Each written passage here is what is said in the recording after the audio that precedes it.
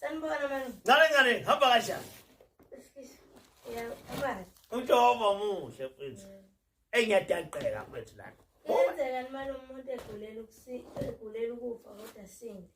uJehova emsindise. Wenzela ubani khumbulo. Hawu kuyenzeka kancane. uNkulunkulu uyamsindisa umuntu. Uyamsindisa umuntu esegulela ukufa. Awufunda incwadi lapho incwadi ka Isaiah 38 verse 1. Ufunde ngisho nesihloko sakhona ku Isaiah 38 verse 1. uNkulunkulu uyamsindisa umuntu esegulela ukufa, amsindisa phela. Isaiah 38 verse 1. Sithini isihloko sakhona? Ukugula nokusinda kukaHezekeli. Ukugula Nokusinda kukaHezekeli. nokusinda kaHezekeli. Uyayizwa le ndaba? uNkulunkulu uyamsindisa umuntu. Sezofa kodwa uNkulunkulu emsindisa. Awuyifuni? Ngalezo zinsuku Ngalezo zinsuku uHezekeli wagula. Wayephansi kokufa. Wayigulela ukufa. Wafika kuye uIsrayeli umprofeti. Wafika kuye uIsaiah umprofeti. Indodana kaMoses. Yeah. Wathi kuye. Wayesethi kuye. Indodana kaMoses. Yeah. Wathi kuye. Wathi kuye. Usho kanje uJehova. Usho kanje uJehova. Uthi yalela indlu yakho ngokufa ngokuba uyakufa. Uthi uNkulunkulu kuHezekeli, wena Hezekeli hlukanisa amafa akho njengoba usugula nje vele usuzofa. Awuyi kusinda. Uthi uNkulunkulu ngeke usasinda wena Hezekeli. uHezekeli wayesephendulela ubuso bakhe odongweni. uHezekeli waphendula ubuso wakubeka odongweni eseza uthi ingilosi kaNkulunkulu ithi uyafa namhlanje.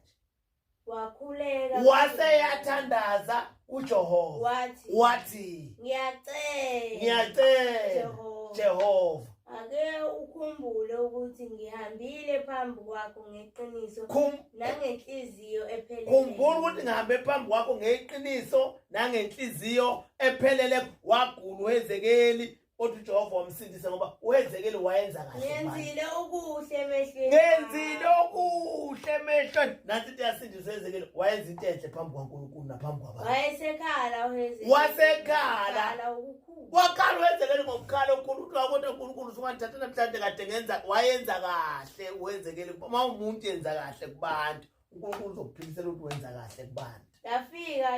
Lafika ku-Isaiah izwi likaJehova lathi. Lase lifika ku-Isaiah izwi likaJehova lathi hamba. Uthi kuHezekeli. Usho kanje uNkulunkulu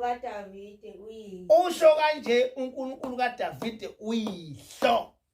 Uthi ngizwile umkhuleko wakho. Ngiwuzwile umkhuleko. Into edala uNkulunkulu uzwe umkhuleko kaHezekeli. uHezekeli wenza kahle kubantu. Abantu baphethe kahle. Nenyembezi zakho ngiyayibona. Ngiyakwenzela ezinsukwini zakho iminyaka eyi-15. Awuphinde lapho ngizokwenezela. Ngiyakunezela eminyakeni yakho. Ngizokwenezela eminyakeni yakho iminyaka eyi-15. Ifana. Uthi uNkulunkulu uHezekeli bekuwusuku lwakho lokufa namuhla. Kodwa ngoba wenza kahle kubantu, awusezokufa ngizokuphilisa. Ngoba wenza kahle kubantu, ngizokwenezela ezinsukwini zakho iminyaka eyi-15. uNkulunkulu uyamphilisa umuntu kade ezofa.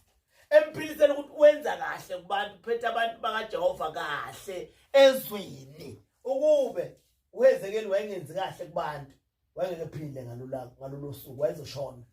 Kodwa ngoba wenza kahle kubantu, wathi uNkulunkulu awuzufa, ngizokwenezezela iminyaka eyi-10 neminyaka eyi-5. Wanikezwa ibonus. Ayi ngane, wenze kahle mfana wami, wenze kahle mfowethu, wenze kahle emhlabeni. uNkulunkulu ekunezela ibonus. Nabo ozigangani bayaguga namhlanje, sebengokhokho bephile behamba ngeenyawo ngoba benza kahle kuJehova. Senesizukulwane sesihlanu. Phela umama wazala uSisi omdala uMafungwase wazala nanguMandla. uMandla wazala uSizwe naye senengane. Yabona isizukulwane sesi-5. umama nangu kodwa khona uyaphela sewukhokho ephilini wenza kahle. Hayi asenze kahle. Ivaleni inkosi ayibusisele lizwi. Nenza kahle